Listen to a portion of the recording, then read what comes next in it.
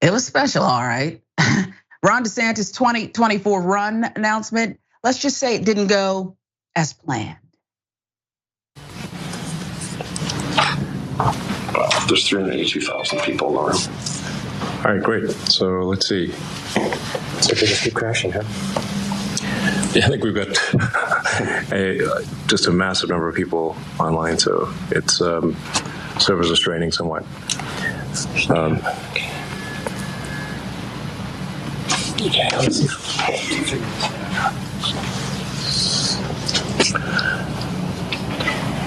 One eternity later.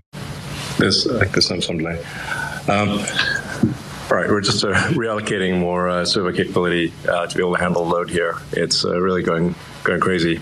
So, obviously very excited to have Governor DeSantis make this.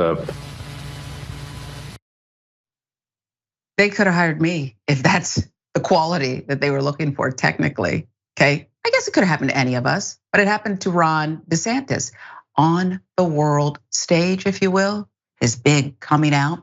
So what went wrong? Well, his planned Twitter Spaces conversation scheduled for 6 p.m. Eastern Wednesday saw multiple technical issues that delayed his announcement by more than 20 minutes as the platform kept crashing.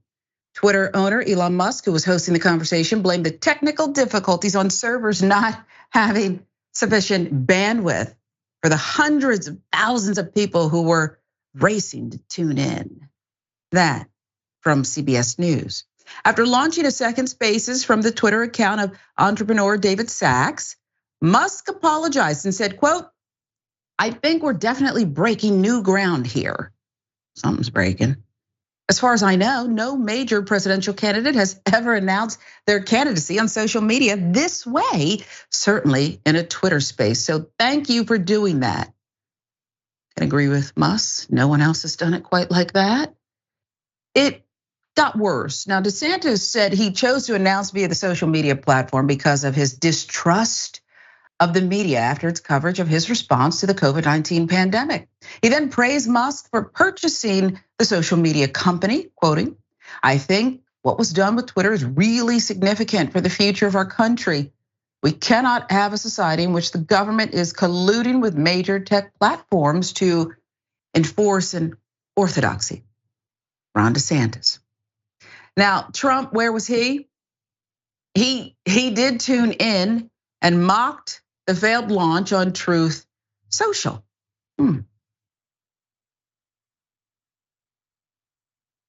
Well, it crashed like a lead balloon, let's just say. Joe Biden got in on it too. And put up this. This link works. It kind of says it all, right? And maybe he's fundraising off of this too. We'll have to wait to get the final numbers. DeSantis' current polling, well, competitive with Trump nationally and in many states in polls near the end of last year. However, recent polling suggests that DeSantis may be losing steam even as he launches officially, with Trump leading DeSantis by almost 30 points in the 538 aggregate. Jordan, this was something else, okay? And I didn't tune in, but what I saw, the clips, the reactions, Twitterverse going in was just epic. You were there, I don't know, maybe you got booted out too, okay? But you give us your color commentary, if you will. Sure. Well, Ron DeSantis is somebody who is notoriously awkward. He is just a really gross, smarmy person who doesn't do well interpersonally. Off a teleprompter, he's okay. But it was a really odd decision from my perspective to have him go into an unscripted Q&A on a platform notorious for bugs because Elon Musk laid off around 80% of the staff to save money. That part. And this is the outcome, right? It was a really uncomfortable and awkward 20 minutes before it even got started because of these bugs. And once they did get going, finally, it was just culture war grievances, complaining about Disney, complaining about critical race theory, complaining about all of these different things that he wants to make the centerpiece of his campaign. Notably absent from this campaign launch, conversations around economic issues, conversations around things that address people's material needs, help people pay their bills. Sure, I obviously think the progressive response to these problems is the better solution, but Republicans still talk about these issues in their campaigns because they know it's things voters care about. People online largely care about things like critical race theory and Disney and the LGBTQIA plus community from a right-wing perspective, but that's not going to be a winning primary strategy when you're ignoring things that voters of all political stripes care about. So it was a really bad and odd decision by the DeSantis campaign overall, and I think it illustrates just how in over their heads they are. Couldn't agree with you more, and I think there were two awkward people part of that conversation, actually. But I go back and forth in my mind about the reaction from both Trump and Biden. I don't know if either one should have weighed in at all. This thing was a dud. Am I wrong? Yeah, he tried to say it was a major success. And let's think about that. Let's think about just how many people were there relative to other live stream platforms.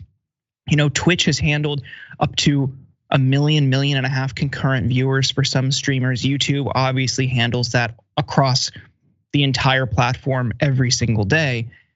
But you have to think about this, 300,000 on one of your flagship features on your platform, not being able to handle that many concurrent listeners. That's really small, but also relative to other mediums, that's extremely small. Had he gone the traditional route, had he done this on broadcast, had he done it in some public facing way where there would be a video component, not only would it reach more people, it would also give him videos that his campaign could use throughout their campaign, through ads, social videos, other elements of this campaign. But they ignored it because they want to ingratiate themselves to Elon Musk. But on that 300,000 number, the worst performing cable news primetime hour does like 2 to 3 times that at least. But they don't have any clips to use. They have awkward audio to use. The narrative now becomes this was a total disaster. And when the DeSantis campaign tried to do something with it, it was really low quality audio over B-roll of Elon Musk and Ron DeSantis. It just didn't make any sense. It was a really botched rollout altogether. Yeah, I think you're right. And you're right about even CNN could have beat this one. Let's face it, that's who we're really talking about. But I think this tells us something about who's in charge here. Because Ron DeSantis has been part of the national stage for long enough. There are people who know how to do this kind of thing and do it well and would have advised against this. And that tells me that he is in charge and that he is fearful. And I don't know how he's gonna shake hands and hold babies or eat pudding with a spoon, Jordan. It's gonna be a problem. We'll keep following it though. It's interesting to watch.